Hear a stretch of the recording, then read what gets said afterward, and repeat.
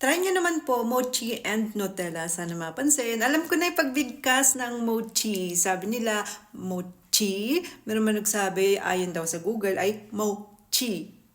Meron magsabi, mochi. Kahit ano, basta mochi.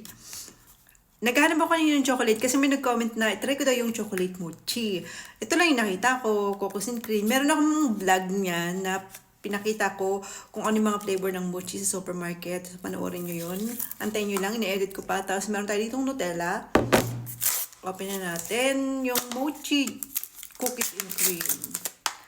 Meron akong binili. Kaya may nagtanong din kung pwede kong itry yung strawberry mochi. Kaya lang walang strawberry supermarket. Meron doon hemberry yung kulay pink.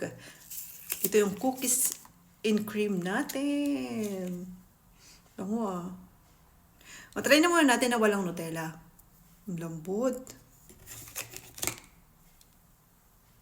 Ang nag-comment ay si Anika. Hello, Anika.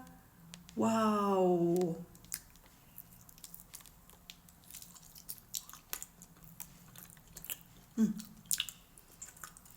Ang sarap.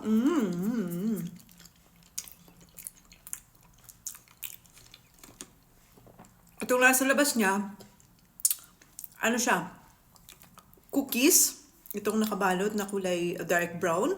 Tapos itong loob naman ay yung rice, yung mochi. Yung ano na rice. Glutinous rice. So, lagyan natin siya ng Nutella. Kasi gusto ni Anika na mochi daw with Nutella. Ito natin. Cheers!